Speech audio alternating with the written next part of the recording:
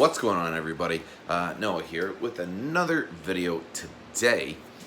Specifically what we're going to be focusing on today is our back and what exercises or what selection of exercises are going to be scientifically proven to be the best at making you the widest, giving you that V shape possible, as well as giving you the biggest thickness.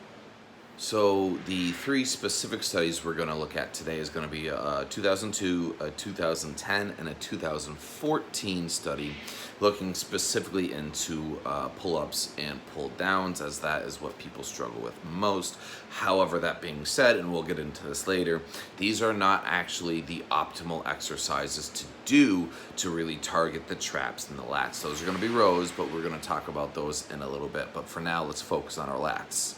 So the first study we're going to focus on here is the 2002 study. Now this primarily focused on 4 grip positions. This is going to be our close neutral grip. We're going to go with a reverse close grip, and then it's going to be a wide pull down as well as another wide lat pull down that's going to be focused behind the neck. Now all 3 studies will progressively get more precise in their findings, working their way through the various positions. But this one specifically worked on those 4 exercises, or that one exercise, 4 variations. And what they found of the 4, the conclusion was front wide grip pull down was the superior movement. So we're going wide grip in front showed to be the superior, and I'll throw up the images for that study right now.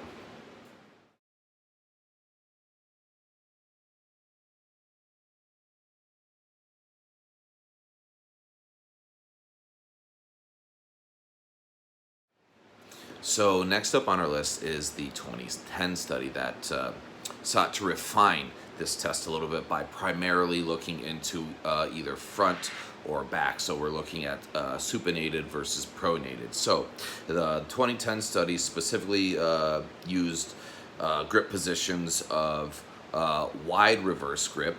Then we went close reverse grip versus a wide overhand or pronated grip with a close front pronated grip. And again, the conclusion is that both wide and narrow front pronated pull downs were, they said, vastly superior. So this was looking at either reverse grip or overhand. Now, it did not matter whether it was narrow or wide in this study. What they found definitively that doing your pull downs or pull ups in front was superior to reverse.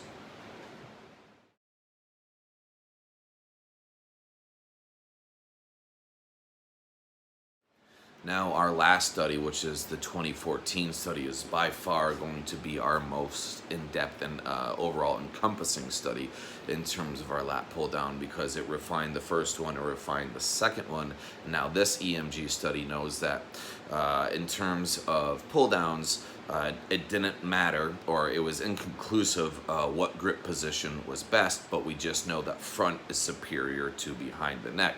So this one definitively looked into what grip position would be best. So what they did was we had a close grip, we had a medium grip, and then we had a wide grip. And what they found at the end of the day, for multiple reasons, that our medium grip at 1.5 shoulder length, so that's going to be where we are in the position that we're driving the elbows down, 1.5 length, 90-degree position here, was the superior for several reasons. We found that 1, it had the overall greatest lat activation.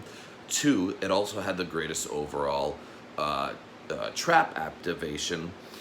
It also had the greatest amount of overall strength come out of this movement, as well as concentric bicep activation. So for multiple reasons across the board here, we found that the medium grip overhand in front was the superior movement in terms of our lat pull downs. Now let's move on to our greatest movements that are going to be superior to the pull up and the pull down, which is going to be our rows.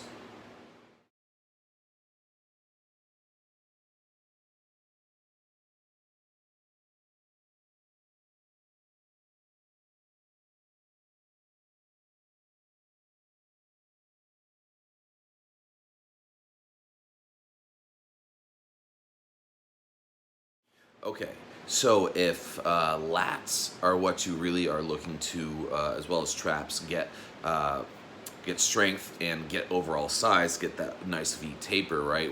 First thing, diet, right? Get the small waist. However, if we are looking for the largest possible back, definitively shown the best movement is going to be our bent over barbell row or pendulum row. This is going to be where we're in the bent over position, our compound exercise here. But most importantly, what's shown about this exercise is that we don't want to be rowing straight up. We actually want to have our elbow cocked down at a 45-degree angle, driving the elbow back and getting the deepest squeeze that we can through our shoulder blades. Now, when it comes to overall thickness, what's going to be shown for our rows, it's actually going to be our close grip seated row or a variation thereof. And again, guys, it's important that we note that we are driving back on this, but we don't want to keep our elbows in as tight as possible. What we actually want to do, again, is get that big shoulder squeeze here, shoulder blade squeeze. When we're coming back, we're shifting the elbows down and in, getting a big squeeze right there. So that's going to be number 2. Now, in terms of the next best row that's actually going to give us our thickness, we are, or again, not thickness, but width, right? It's going to be a variation of our bent over row where we would have a seated row, overhand grip position, mocking the pendulum row where we're going to go 45-degree angle at the elbow, right? So up here, parallel, come down 45 degrees, drive the elbows back, get that big squeeze. Neutral grip position on this, so we're going to be wide, but we're going to be neutral grip hitting that. So just to recap here, our best exercise is going to be our bent over row. Then we are going to go to the close grip row, and then it's the wide grip row, neutral grip, and following up at the end in terms of best grip placement for our lat pull down. We are going to be looking at a overhand grip position at 1.5 length driving down. Guys, so those are the 4 exercises you should be focusing on if you want the greatest V and the most amount of thickness through the lats and the traps, as well as getting optimal bicep concentric activation here.